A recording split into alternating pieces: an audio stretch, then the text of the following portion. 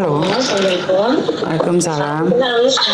Salam kenal. Kenapa, Mbak? Salam kenal dari Kalimantan Timur. Saya kerja di Hong Kong. Ceritanya gini, Miss. Saya itu punya papa mertua.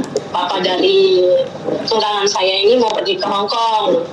Saya dengar-dengar dari adik ipar saya dengan anak buahnya, dia bilang ini, Mbak, ternyata papa itu ada bisnis di Hong Kong.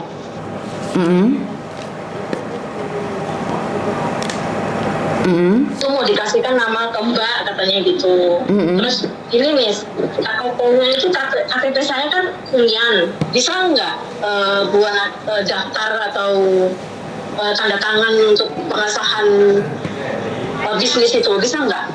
Dulu, nggak seperti itu ceritanya, Mbak. Nggak gampang kayak gitu. Ya makanya saya bingung dari tadi tuh. Kalau seumpamanya kalau dikasihkan ke saya terus dibalik nama atas saya, itu kan harus ada, semua harus lengkap gitu loh, Miss. Makanya Sebentar. gitu loh, Itu Miss. calon papa mertuamu atau ubah mertuamu atau seperti apa? Itu papa mertua, calon papa mertua. Saya kan sudah tunangan dengan calon saya yang ini. Dia juga gini, Miss, dia nggak tahu kan, anak-anaknya kan nggak tahu. Yang anak menantunya yang nomor 1 itu dia bilang sama saya, Mbak, ternyata papa itu ada bisnis di luar negeri katanya gitu. Gimana? Saya bilang di Hong Kong juga ada, makanya papa bulan 8 mau ke sini, mau ketemu sama Mbak, sama ketemu perusahaan yang di sini gitu loh. Maksudnya bekerja sama dengan Hong Kong punya orang gitu loh. Terus adik saya ipar itu bilang gini, Mbak, otomatis itu nanti akan jadi miliknya Mbak dan atas nama Mbak. Makanya saya itu bingung, Miss, gimana, apa bisa, saya bilang gini, saya kan cuma PRT aja, maksudnya gitu, kerja rumah tangga gitu loh.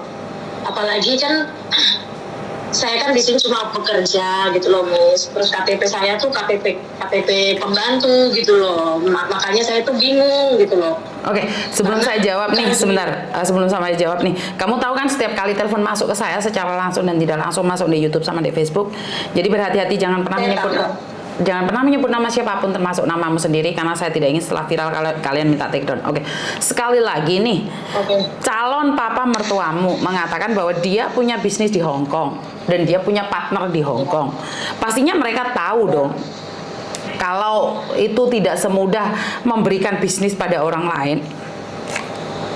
Pastinya mereka lebih cerdas dong. Pastinya loh, karena peraturannya tidak seperti itu. Peraturannya itu tidak seperti itu. Peraturannya itu banyak sekali. Bahkan bukan kamu, masalahnya kamu TKW atau bukan TKW. Seandainya tiba-tiba dikasihkan anak saya nih, yang orang Hong Kong asli punya KTP pun, itu prosesnya banyak sekali yang harus dilalui, sayang. Ini menurut pendapat saya tidak dimasuk di akal saya. Apalagi kamu masih calon menantu.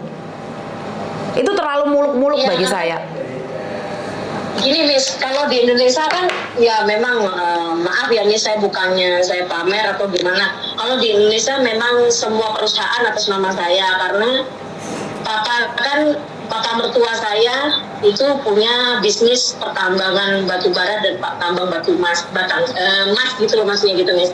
Terus beliau ini bilang nanti kalau saya pergi ke Hong Kong yang atas nama di NIKN itu saya bawa, saya suruh tanda tangan ke kamu karena kan sudah posisinya kamu punya, dia bilang gitu.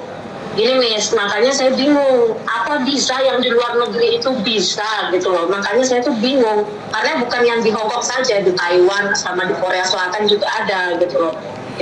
Oke, kalau kamu punya mertua kaya, kenapa kamu milih jadi pembantu? Saya dulu gini, Miss, ceritanya, saya sebenarnya sih sebelum kenal sama dia, saya memang dulu TKW Malaysia. Saya pulang ke Indonesia dan saya itu tidak tahu kalau calon mertua saya ini kaya raya, nomor 10 di Kalimantan, orang berkaya di Kalimantan gitu. Dan saya udah menjalani hubungan antara 2 tahun. Maka itu terbongkarlah semuanya, Miss. Terus papa saya bilang gini, nak, itu yang di area Kalimantan itu atas nama kamu. Apa maksudnya, Pak? Saya bilang gitu sama orang mertua saya. Terus orang mertua saya, kenapa nggak dikasihkan sama anak kandungnya papa? Saya bilang gitu. jangan karena banyak musuh katanya gitu yang pengen menguasai proyek papa katanya gitu. Itu Miss, makanya dikasihkan ditaruh dengan nama saya, KTP saya sudah di sana dan dibalik nama, tinggal tunggu saya pulang gitu loh Miss. Sudah atas namamu semuanya, sudah atas namamu semuanya, dan kamu sudah pernah ketemu dengan mereka? Sudah pernah ketemu dengan mereka? Pernah ketemu. Udah pernah Miss, di Indonesia pernah ketemu, tapi saya gimana ya, masih pacaran sih, masih pacaran belum lama sih. Itu bilangnya gini, kenapa kok bisa dikasihkan ke saya? Saya kan belum percaya jadi orang kan kalau belum ada di depan mata saya gitu loh Miss. Saya tahunya itu udah pacaran udah 2 tahun ini gitu loh. Dia bilang seperti ini gitu loh. Berarti kamu memang benar-benar sudah tahu rumahnya seperti apa. Soalnya sudah nih tahu. saya bukan curiga nih, saya minta maaf karena banyak sekali terjadi di luar sana hal-hal yang tidak diinginkan. Banyak sekali apa ya kejadian penipuan gitu. Betul. Jadi saya sendiri tidak ingin berburuk sangka, tapi kalau kamu sudah dikasih nih harta warisan bahkan perusahaan diberikan, kenapa kamu nggak pulang Indonesia? Ya gini Miss, memang papa saya kemarin itu pernah bilang sama saya, nak kamu pulang, berapa dendanya saya akan tanggung. Denda untuk? Denda untuk apa? Denda untuk saya pulang ke Indonesia gitu loh, maksudnya saya ngebrit gitu loh, Miss, maksudnya gitu loh. Terus? Kan saya bilang gini, Pak, namanya tanggung jawab tetap tanggung jawab, saya akan lakukan. Saya bilang, saya nggak mau keluar atau mengeluarkan uang dari kocek saya bilang begitu. Saya nggak mau, ini tanggung jawab saya Pak, saya bilang begitu. Makanya saya bingung seperti ini Miss. Saya bilang, kenapa kamu nggak kasih ke anak-anak kamu, kenapa kamu kasih calon menantu kamu, dia bilang gitu. Saya bilang gitu sama beliau kan, beliau ini bilang gini, saya sebenarnya percaya sama kamu, saya udah tahu latar belakang kamu seperti apa, saya udah tahu mengenal keluargamu seperti apa, dan kamu juga sudah tahu latar belakang keluarga saya, gitu bilangnya. Iya saya tahu Pak, saya bilang gitu. Terus calon papa mertua saya ini bilang, itu kan anak kamu banyak, bukannya satu, saya bilang gitu. Tapi anak dari istri pertama kan anaknya 2, yaitu calon saya dengan adik-adik saya itu, gitu loh Miss. Terus saya bilang, saya ngusulin gitu loh. Saya ngusulin, kenapa nggak dikasih anak yang pertama itu? Saya sarankan seperti itu, Miss. Terus bilang, oke, sebentar. Boleh saya potong? Boleh saya potong. Gini lah, sayang. Kamu di Hong Kong berapa tahun? Saya di Hong Kong sudah sekitar 3 tahunan, Miss. 3 tahunan kan nggak perlu nebus apapun, sayang. Kenapa harus nebus? Nebus untuk apa? Takutnya gini loh Miss, iya nebus karena saya ngebrit itu Miss, karena disuruh pulang. Enggak juga. Saya kan enggak seperti itu. Enggak seperti itu. Kamu ngasih one man notice dan bulan depan pergi. Tidak ada bayar seperti itu. Berarti kan sekali lagi nih. Terus? Iya. Maunya papa saya itu harus pulang gitu. Jadi saya harus datang dan menjadi staf pemilik dari perusahaan tersebut gitu. Saya kan jadi kan mikir gitu loh, Miss. Sebentar. Nih, kamu kan tadi cerita sama saya kalau semua perusahaan mertua kamu, calon mertua kamu itu sudah atas nama kamu yang di Indonesia. Iya, benar, Miss. Lah, bagaimana bisa menjadi perusahaan kamu? Lah, wong kamu belum pernah pulang. Ya makanya dari itu Miss, KTP kan kemarin diminta KTP saya, tapi belum jadi KTP ya, masih surat itu loh, apa namanya, surat untuk mengambil itu loh. KTP apa? KTP mana? KTP Indonesia gitu loh. Kok saya bingung ya? Karena saya tahu saya nih pengacara-pengacara yang ada di Indonesia selalu mengatakan perusahaan itu nggak bisa dipindahkan tangan dengan hanya kamu menyerahkan KTP, itu tidak ada kecuali sindikat loh. Karena harus ada term and condition, surat-surat lah, harus ada meeting lah ini. Dan kamu tiba-tiba bilang suratnya sudah lengkap Miss, sudah lengkap, benar-benar sudah lengkap gitu loh. Tinggal saya pulang, tapi masalahnya KTP-nya itu saya belum ambil, tinggal fotokopinya saja gitu loh dari pihak kabupaten gitu loh, Miss. Oke, saya masih tetap tidak masuk di logika saya karena perusahaan besar tiba-tiba nih dikasihkan calon menantu yang sama sekali belum pernah ketemu. Jadi kalau saya pribadi nih, Pernah ketemu? lah katanya kamu di Hong Kong 3 tahun dan kamu baru menjalin hubungan 2 Ya tahun. memang. Dulu pernah ketemu, tapi kan saya udah tahu sifat dia seperti apa sebelum saya pacaran sama dia gitu loh, Miss. Terus saya berangkat ke Hong Kong 1 tahun, terus saya dikenalkan sama anaknya gitu loh, maksudnya. Loh, katanya kenal waktu kamu kerja di Malaysia. Gimana tuh? Aku bingung aku. Di Malaysia saya 7,5 tahun saya pulang ke Indonesia, pulang ke Kalimantan.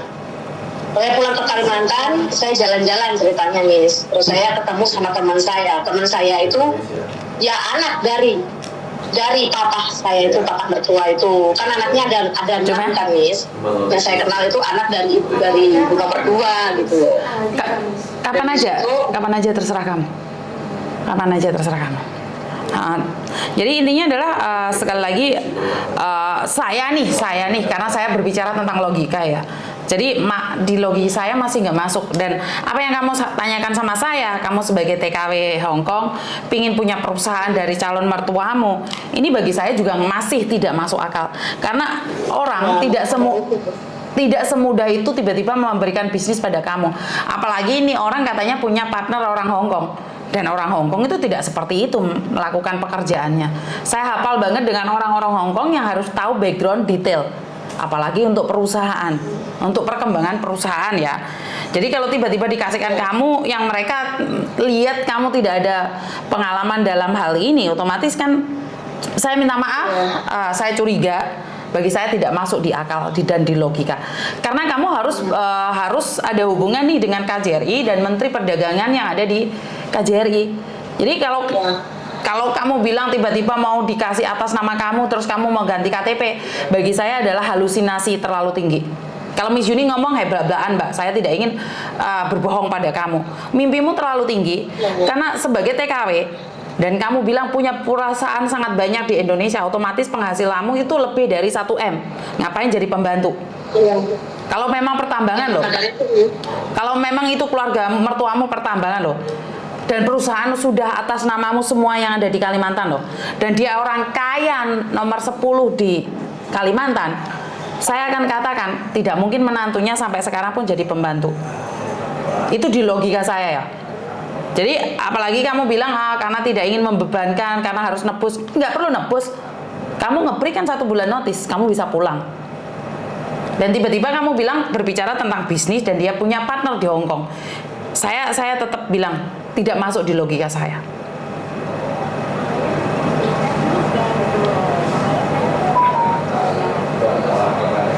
Kan nggak bisa gitu, nggak semudah itu dialihkan sama orang lain gitu loh. Ya itu saya jadi pikiran saya dari semalam itu, Miss. Makanya saya nggak bisa tidur memikirkan sesuatu yang gimana ya, menurut saya itu. Kenapa harus dialihkan sama kamu? Emangnya sekarang atas nama siapa? Dia atas nama bapak mertua saya. Berarti bapak mertuamu punya KTP Hong Kong dong?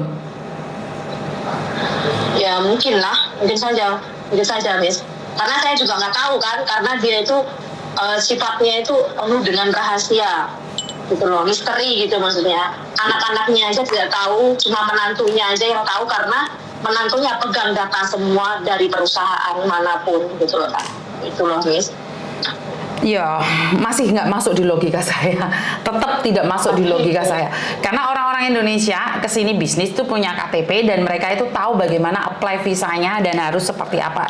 Dan itu tiba-tiba nanyain kamu untuk menggantikan. Berarti kan mereka tidak ada pengalaman dalam hal itu.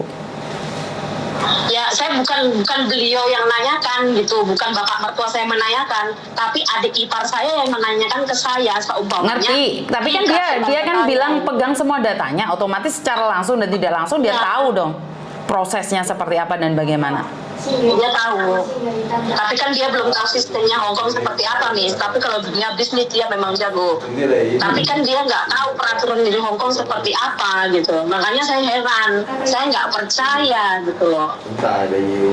Karena kan harus dengan data yang lengkap, dengan persetujuan dengan KJRI, dengan pihak negara juga harus gitu loh. Yes. Ya harusnya kamu logika aja dan nggak masuk. Di saya masih nggak masuk. Dari itu iya. Tapi karena kamu yakin banget, kamu bilang pernah ketemu, bahkan kamu bilang dia adalah orang kaya nomor 10 di Kalimantan, ya saya silahkan Anda percaya. Tapi saya minta maaf, saya tidak percaya karena bagi saya itu nggak mungkin, di logika saya nggak mungkin.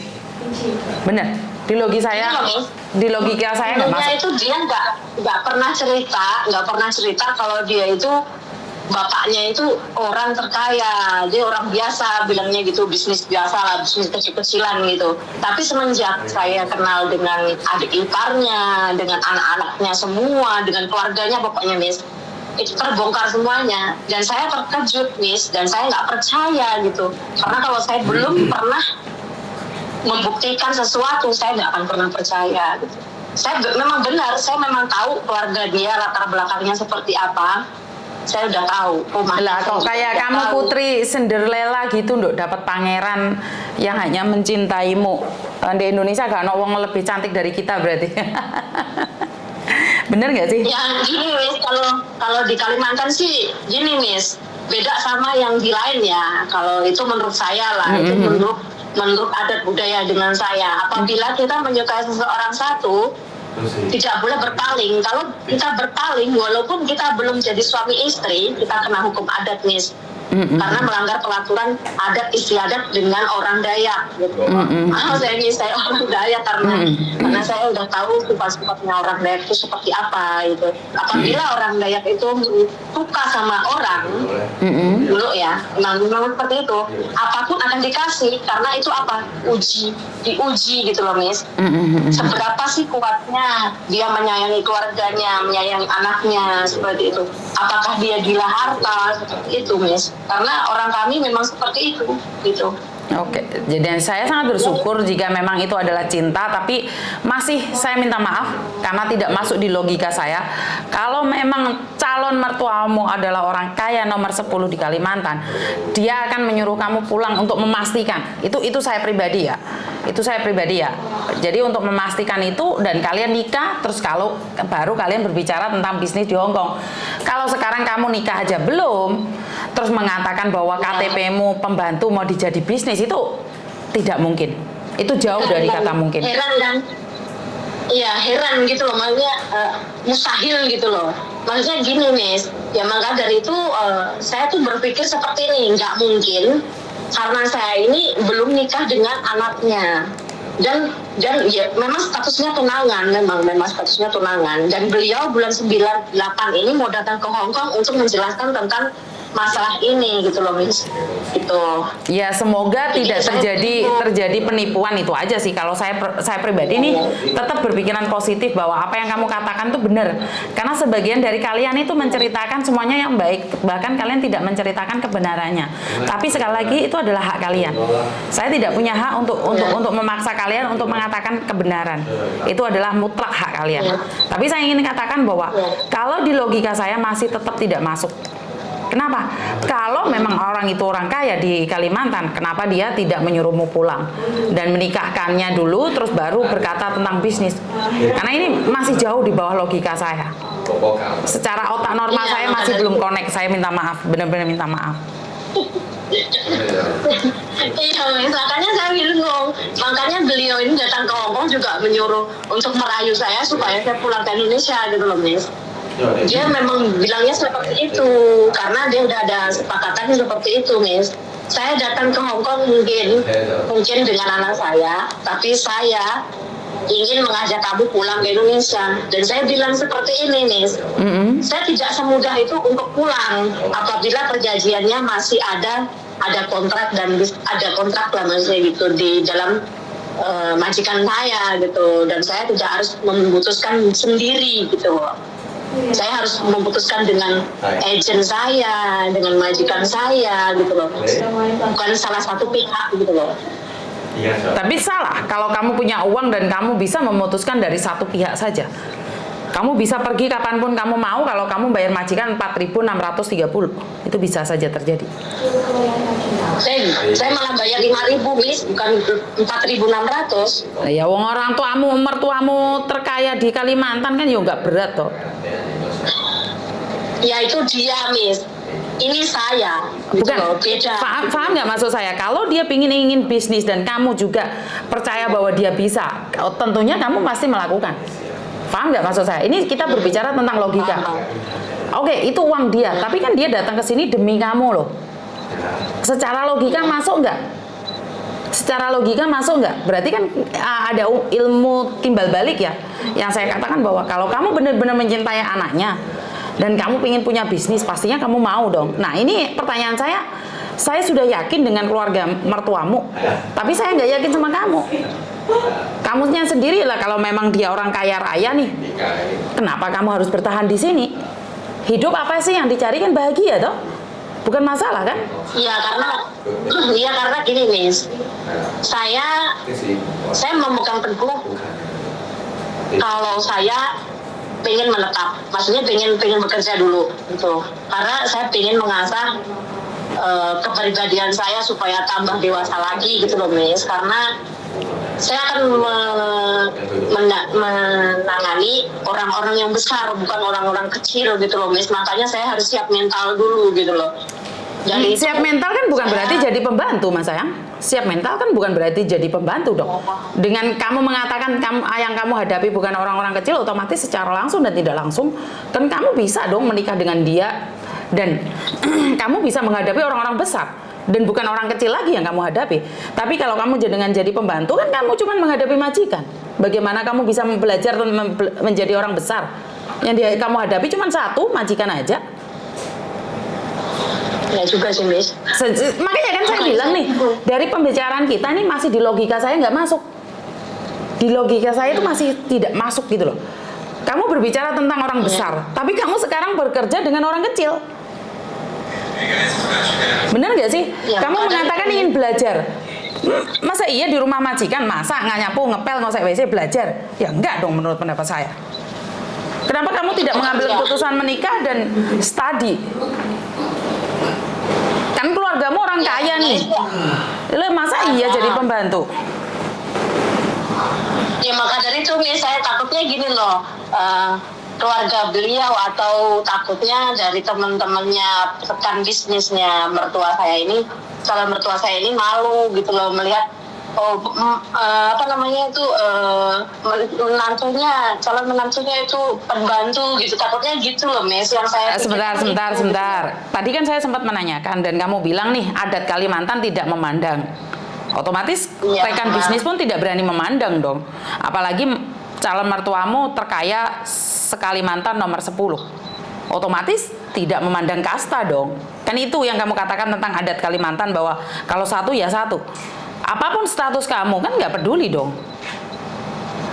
Iya itu bagi keluarga kami sendiri gitu loh Mes, keluarga di Kalimantan kan bisnisnya bukan di Kalimantan doang. Sebentar, tidak ada orang yang tahu kalau kamu pembantu loh Dok. Siapa yang tahu kalau kamu pembantu? Kecuali mulut mereka yang ngasih tahu. Emangnya kita punya label kalau ini pembantu Hongkong? Enggak juga, banyak cece-cece yang jadi pembantu sekarang nikah sama orang Amerika lah, nikah sama bos, mereka nggak ada label pembantunya kok. Nggak ada. Kalau di keluarga dia, di keluarga kami itu biasa Miss. Itu memang biasa, namanya juga perjuangan kan. Nggak peduli kamu pembantu atau apa. Bukan, yang kamu khawatirkan adalah omongan orang di luar, bener nggak? Iya. Kenapa kamu harus peduli dengan omongan orang luar? Orang luar tahu apa tentang kamu? Kan nggak tahu apa-apa. Makanya saya jelaskan, banyak kok cece-cece yang dulu jadi pembantu di Hongkong, sekarang tuh jadi bos di luar negeri. Lah kenapa kamu begitu takut dengan omongan orang? Menurutku nggak usah mikir sih. Sekarang keputusan ada di tanganmu. Kamu menikah sama orang nomor 10 terkaya di Kalimantan, harusnya bangga dan kamu harus upgrade dirimu sendiri. Contohnya, setelah menikah sama dia, kamu kuliah nih. Jangan sampai nih jadi kayak istrinya siapa itu penyanyi itu setelah menikah berapa puluh tahun bercerai akhirnya tidak jadi apa-apa. Harusnya kamu upgrade dirimu sendiri loh. Jadi kalau kamu bilang kamu ingin belajar karena kamu menghadapi orang-orang besar, lah kenapa kamu harus jadi pembantu? Itu yang nggak masuk di logika saya, paham nggak? Iya paham. Iya. Kalau saya dulu tahu papa mertua saya kaya, ya nggak mungkin lah Miss kerja ke Hong Kong, karena saya tahu saya udah berhubungan 2 tahun baru terbuka semuanya gitu loh. Karena kan gini, beliau ini bukan mencari menantu dinilai dari sifat dia gitu loh Miss. Dia pekerja keras atau enggak, terus dia itu orangnya bisa enggak dipercaya gitu loh Miss. Kalau saya sih mana ya, oke-oke aja sih gitu loh. Tapi masalahnya saya ini masih terikat pekerjaan di Hong Kong gitu, dan saya harus menyelesaikan karena ini tanggung jawab saya gitu loh. Apabila saya meninggalkan tanggung jawab tersebut, ini memang masalah kecil ya Miss ya. Apalagi saya meninggalkan masalah pekerjaan di Hong Kong, berarti saya nggak bisa dong bertanggung jawab yang di Indonesia gitu loh. Masalah kecil aja kita nggak bisa tanggung jawab, apalagi masalah yang besar gitu loh Miss. Oke. Tetap dong. Saya masih tetap berpikir bahwa untuk suatu mimpi kita harus berkorban. Tetap kembali lagi, hidup itu adalah pilihan dan pengorbanan. Jadi kalau kamu berkata bahwa tanggung jawab kecil aja nggak bisa melakukan, apalagi tanggung jawab besar. Bagaimana kamu bisa mempertanggungjawabkan yang besar sementara kamu tidak pernah berani melepaskan yang kecil? Ya itu Miss. Kalau saya tetap tidak masuk di logika saya, paham nggak? Karena saya tetap punya prinsip nih. Kalau daripada saya menyanyiakan waktu di majikan, kenapa saya tidak buat bisnis buat calon mertua saya yang bisa mempunyai omset 1 miliar? Kenapa saya harus ngambil uang gaji 5.000? Tetap nggak masuk di logika saya. Saya minta maaf. Ya maka dari itu Miss. Makanya saya juga masih merintis usaha untuk anak saya juga sih Miss, bukan untuk saya sendiri gitu loh. Kalau dari mertua itu lain Miss. Ini dari saya sendiri gitu loh. Dari bekerja keras saya sendiri, dan saya pengen membuat usaha untuk anak-anak saya gitu loh Miss, bukan untuk diri saya sendiri gitu loh. Makanya alasannya kenapa saya harus bekerja di Hong Kong. Saya tidak mau menyusahkan dari pihak mertua atau keluarga saya sendiri gitu loh, karena keluarga saya dari latar belakangnya keluarga saya ini keluarga saya ini nggak harmonis gitu loh Miss. Makanya dia pengen dia pengen punya menantu yang kaya, yang bisa untuk kasih apapun dengan dia gitu loh Miss. Makanya saya lari ke Hong Kong ini untuk menghindari dari orang tua saya, karena orang tua saya mencegat seperti itu. Makanya saya nggak mau, dan saya juga nggak tahu kalau papa mertua saya ini orang terkaya. Ya saya pikir dia cuma ada bisnis wallet saja gitu. Saya pikir seperti itu gitu loh Miss. Kan namanya orang kalau baru sebulan 2 bulan kan kita nggak tahu sifat dia kan. Kalau sudah tahun seperti itu kan mungkin bisa lah sedikit-sedikit tahu sifat dia seperti apa, dengan latar belakang dia seperti apa, kan gitu Miss. Oke. Gimana Miss kalau menurut Miss? Masih tetap nggak masuk di logika saya apa yang sampean katakan. Saya benar-benar minta maaf karena kamu bilang tentang keluargamu yang broken home, terus kamu pingin buat bisnis. Karena gini loh Mbak, kalau kamu memang keluargamu ini, kan kamu bekerja tetap, walaupun calon mertuamu kan kamu tetap bekerja dan kamu mendapatkan gaji dong. Iya.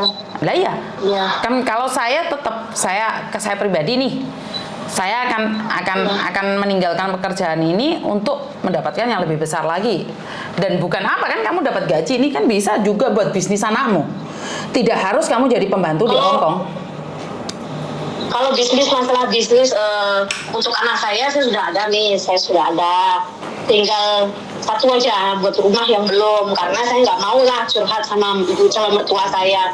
Jadi kalau saya curhat, saya bilang gini takutnya gimana ya, nggak enak gitu loh. Terus dibilang orang tua saya itu seperti apa, minta sama calon mertua, padahal belum jadi suaminya gitu loh Miss, anaknya gitu loh. Makanya saya nggak enak lah, nanti dibilang saya matrek lah, minta uang sama laki-laki gimana gitu loh.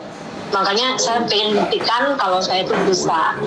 untuk cari usaha untuk anak-anak saya nanti kelak kalau sudah dewasa gitu loh Miss. Saya memikirkan bukan masalah sekarang, nantinya gitu loh Miss. Jadi keluarga saya nggak diremehkan sama orang lain, dan saya juga nggak mau meremehkan orang lain gitu loh Miss. Oke, jadi kan berarti kan kalau kamu punya bisnis juga, kalaupun nggak bisa ganti KTP kan berarti tetap aja kamu tidak akan menjalankan bisnis mereka dong. Kalau kamu berbicara tentang bahwa kamu tidak mau keluargamu diremehkan, nggak nyambung aku Mbak. Ya, Cara berpikirmu masih nggak nyambung. Kan kamu berbicara tentang kalau masalah di Hongkong, kalau masalah di luar negeri biarlah dia sendiri yang mikir kan. Saya nggak mau lah untuk ambil ahli yang di luar negeri, biar anak-anaknya sendiri aja lah. Saya nggak mau tahu karena saya males lah Miss urusan Bukan, sebentar Mbak, luar sebentar. negeri itu malas. Sebentar, oke. Tadi kan kamu bilang nih kalau di Kalimantan semua perusahaan itu atas namamu. Dan otomatis kan saham itu juga atas namamu. Otomatis kan kamu mendapatkan penghasilan nggak? Benar nggak? Iya, tapi penghasilan tersebut itu masih di dalam berbentuk di dalam rekening gitu loh Miss. Tapi rekening tersebut, penghasilan dari tambang tersebut belum dikasih ke saya karena saya belum sah menikah dengan tunangan saya ini gitu loh Miss.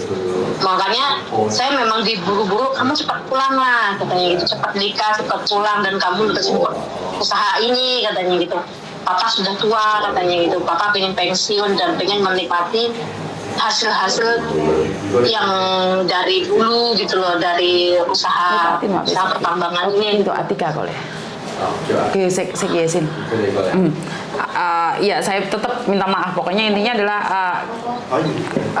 pusing saya dengerin curhatan ini jenengan. Tapi ya sudah saya jelaskan nih bahwa tidak bisa karena saya bingung nih ngomongnya karena sebagai pembantu dan itu sangat jauh sekali ya Mbak ya. Jadi tidak segampang itu, apalagi saya dengar ceritanya sampean apa rumit kayak gitu. Berarti kan memang semuanya tidak semudah yang seperti yang kita pikirkan, benar nggak sih? Iya, saya pikirnya seperti itu Miss, karena tidak semudah itu mengalihkan usaha ke orang lain gitu. Kalau kecuali keluarga beliau sudah mau semuanya lah gitu maksudnya. Kalau masalah bisnis di Indonesia sih oke aja, karena saya warga Indonesia juga sih ya, warga Kalimantan juga gitu.